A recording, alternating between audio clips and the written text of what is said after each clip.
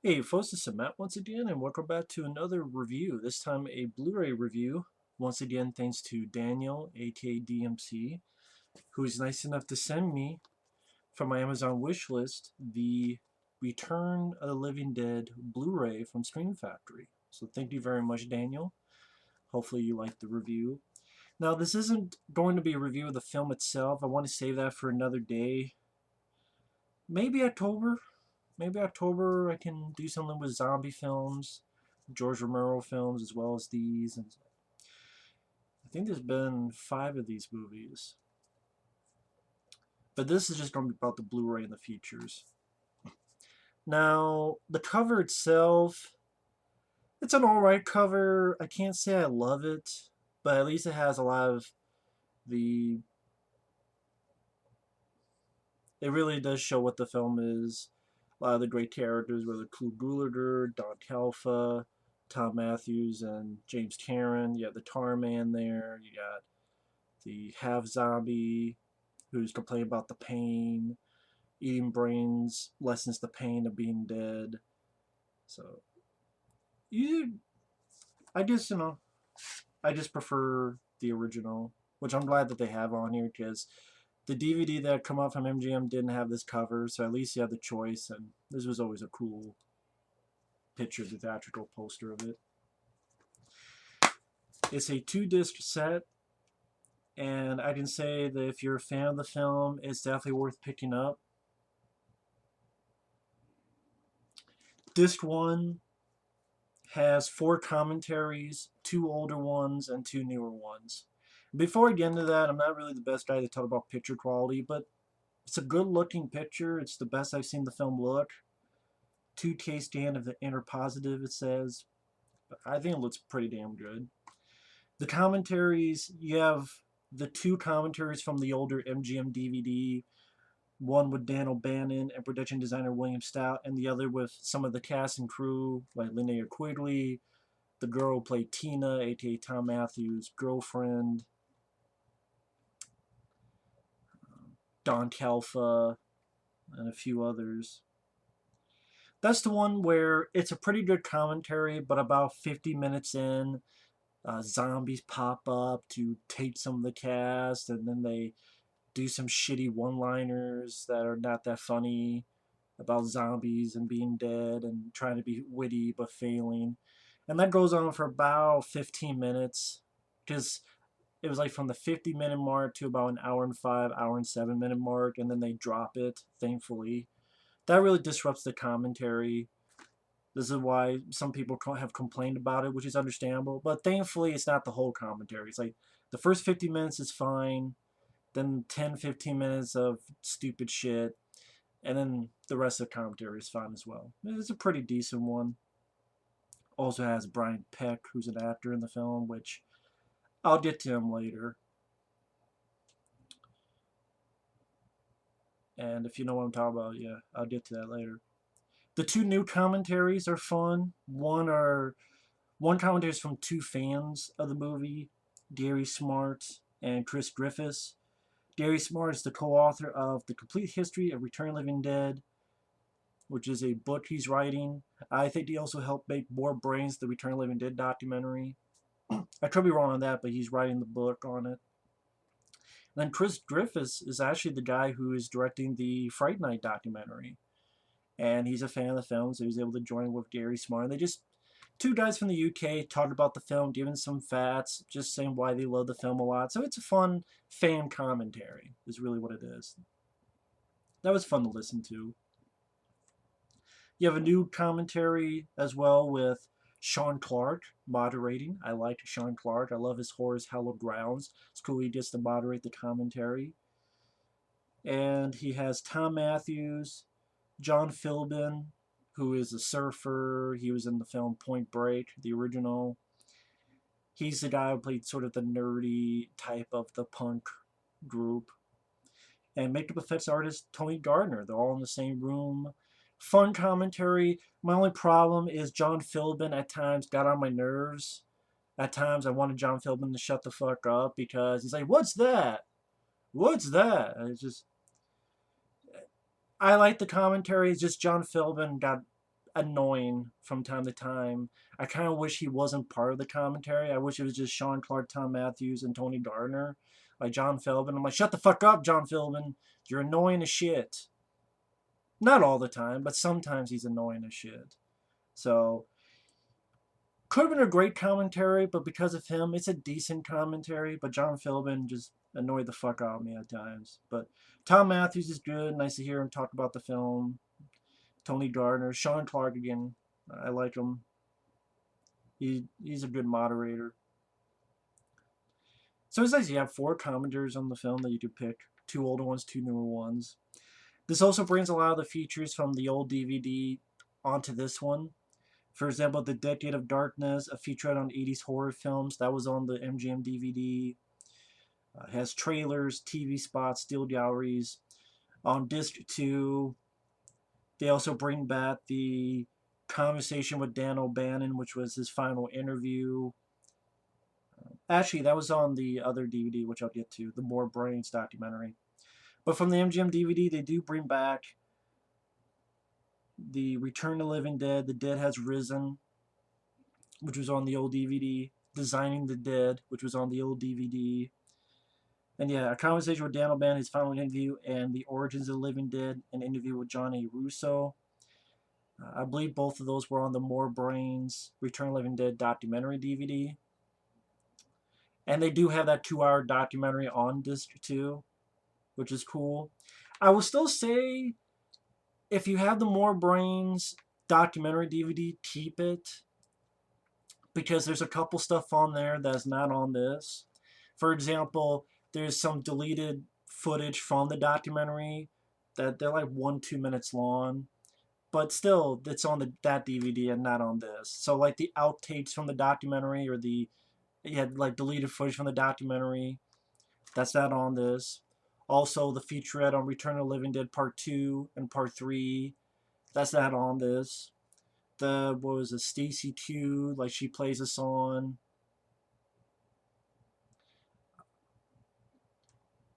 That's not on this. So yeah, definitely keep that DVD, or if you don't have that DVD, I would suggest picking that up as well, because again, there's uh, about 30 minutes on Return of the Living Dead Part 2, 20 minutes of Return of the Living Dead Part 3, stuff that they took out of that 2-hour documentary. They have a section for that. So that's what I'm going to keep mine. It's too bad they didn't. I guess because Return of the Living Dead Part 2 and 3 has nothing to do with this. It's too bad they didn't at least put the deleted footage onto this, like outtakes from it. I don't know why. But it is cool though. If you just want the documentary and don't give a shit about the other stuff, like you just want the 2-hour documentary, you don't care about the other features, then this is a good pickup because it's on disc 2.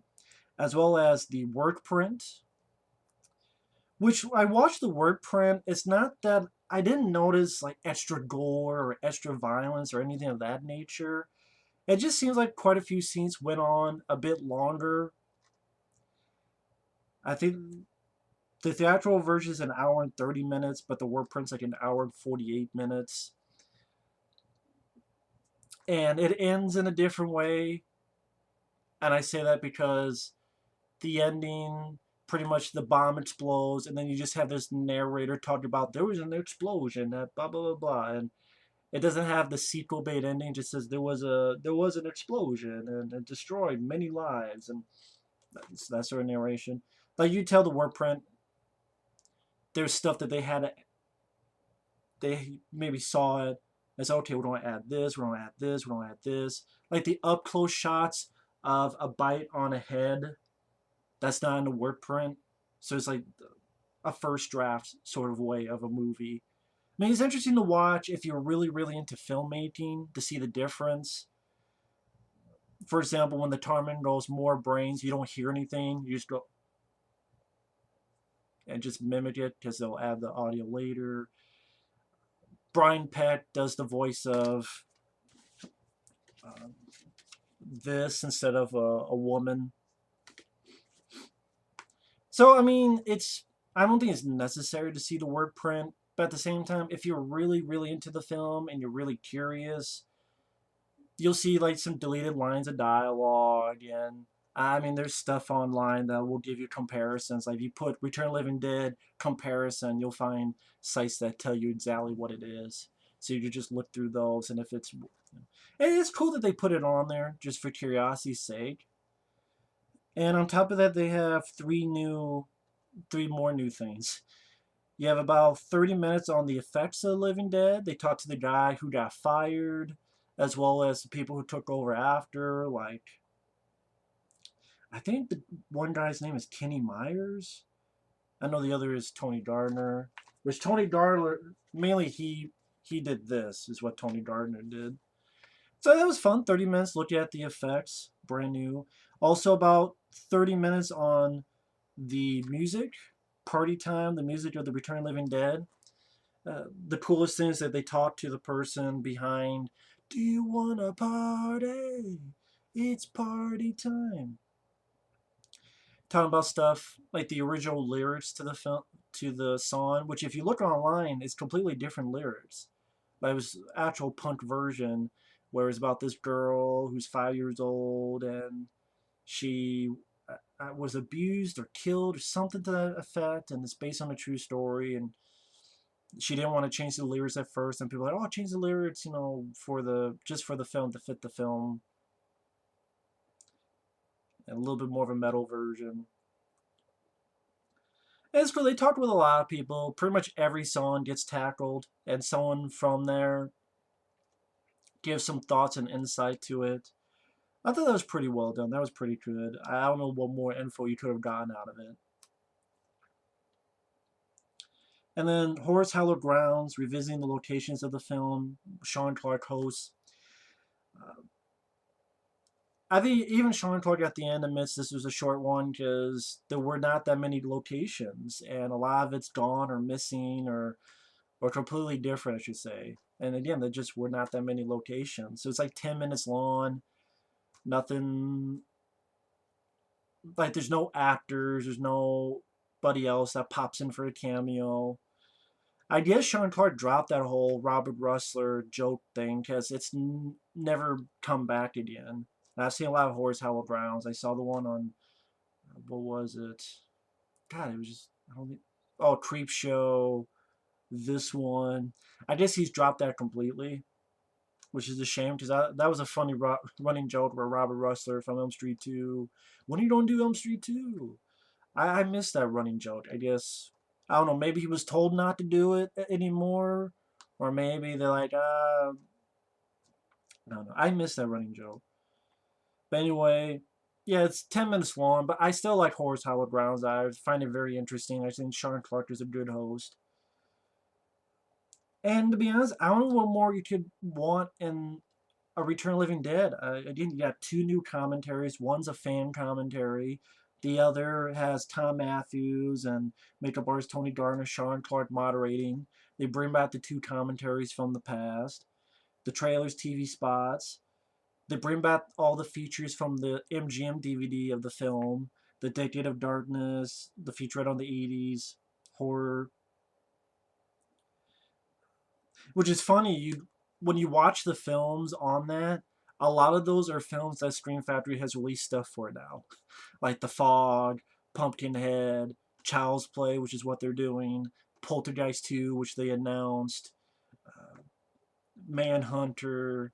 Like the only one is Silence of the Lambs. I'm like, I wonder when they're gonna do Silence of the Lambs because like all the other ones, Scream Factory is done.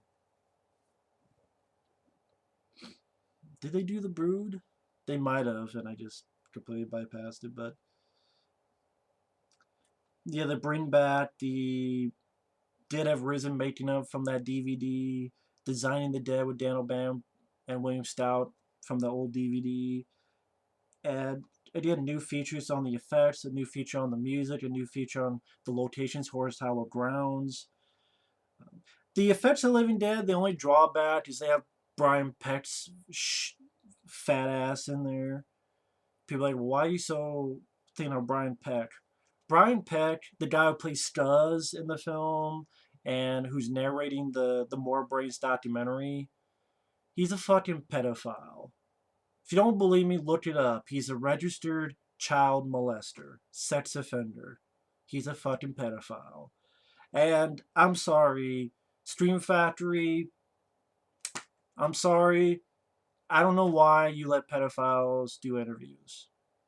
They did it with Jeepers Creepers. They did it with this guy. These are pedophiles. They get a slap on the wrist and a slap on the ass. But yeah, fucking Wesley Snipes did more jail time just for fucking taxes. I'm sorry, I'm going on a little rant there because I just seeing his fucking fat fucking face makes me want to punch it. Well, that's tough talk. Yeah, it is tough talk to talk to a fucking guy who wants fucking kid dick. How about you suck on my dick, Brian Peck, and choke on it? Choke on it, Brian Peck. Pecker, fucker. I'm sorry, I don't know, I'm going on a rant on that, but fucking, again, Wesley Snipes does more jail time just for fucking taxes than this fucking asshole or Victor Salva's fat ass. If I don't have to respect them, I'll make fun of their looks, I'll make fun of their voice, I'll make fun of their shit. Because they're pedophiles. I'm sorry, when you cross that line, there's no crossing back. It's not like Mel Gibson. Yeah, he got drunk and he said some shit he shouldn't have said. But you know what? He got drunk and it's one thing to call people shitty names. You know, but molesting a kid, pedophilia, first off, it makes me want to puke. Second off, it makes me want to punch something. It makes me want to punch Brian Peck in his fucking cooch because he doesn't have a dick because he's fucking dickless, chicken shit motherfucker. Sorry. You can't judge. Yeah, I can judge a pedophile. I can judge him. I'll judge him to your face. I'll judge him from afar. I'll judge him up close. I'll judge him on my computer. I'll judge him anywhere. Fuck Victor Salva. Fuck Brian Peck. You should not have been on this fucking thing. You should have had, I would love to have someone else narrate the documentary. Hell, I'll do it for free. Like Tom Matthews. He seems like a good guy. Let James Cameron. He seems like a sweetheart of a guy. Redo the narration on that. Fuck Brian Peck. I don't know why people wouldn't remain friends with the guy either. Like, do they not know?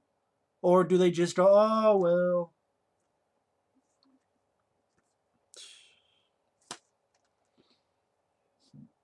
Who knows? Maybe there's something more to it.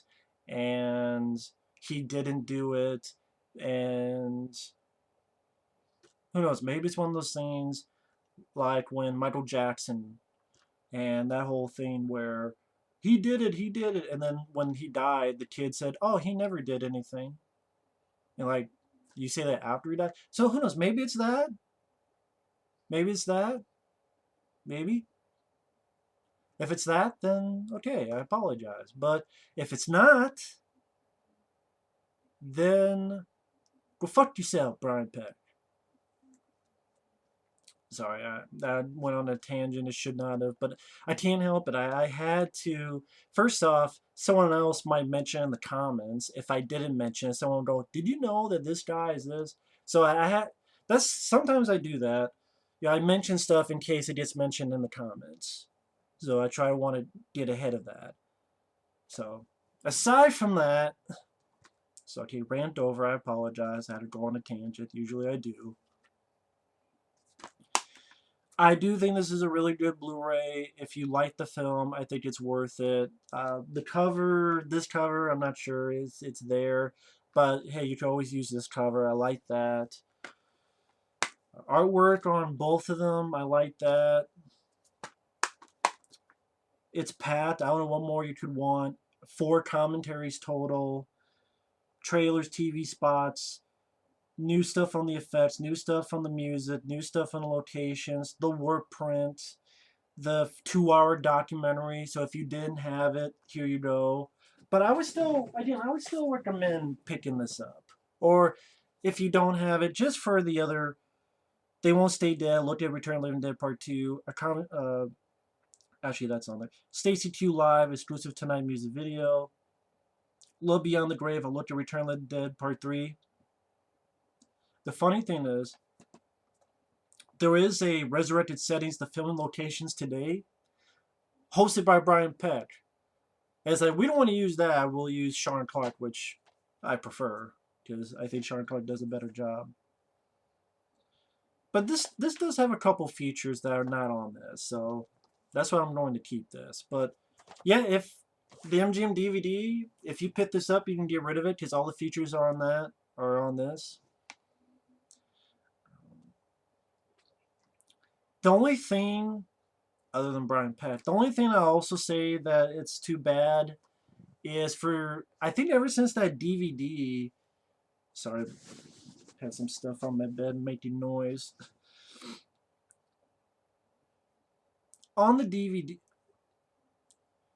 how do I explain it? When the tar man says more brains, you'll notice that the voice sounds different. Like the voice that were on the VHS back in the day is actually in the end credits. Like in the end credits of the film, for those who don't know, in the end credits they show a lot of footage from before, so like a little montage. And they had the tar man going more brains, and the voice that was originally supposed to be there.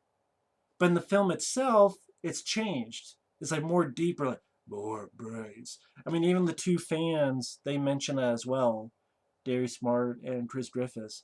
And I like the one in the end credits more, the original voice. Like, I think that deeper voice was on the DVD, but I'm like, well, why don't you go back and change that? Like, literally, you should just get the audio from the end credits and put it on that scene. Because more brains. Like that sounds better to me than more brains. Like just the deeper fucking, what are you trying to be, Christian Bale type of thing. So I guess what I'm saying is if you wanted that fixed, that was changed on the DVD, it's not fixed. Again, you hear the right voice in the end credits montage, but not in the film itself. So I guess I'm just warning people, if you wanted that fixed, it's not. I would like to for them to have done that. That's just, I know it's a nitpick, but it's still a nitpick. So it's too bad they didn't go back and change it to the original voice, because I think the original voice of that sounds better. But again, it's in the film, it's in the end credits, it's just not in. That was weird. I don't know. Again, I think they just took that from the DVD. It's like, anyway, I think this is a. If you like the film, I think it's worth the look. I think it's worth the purchase. But hey, that's just my thoughts on it. So thanks for watching. Take care, and we'll see you later. Bye bye.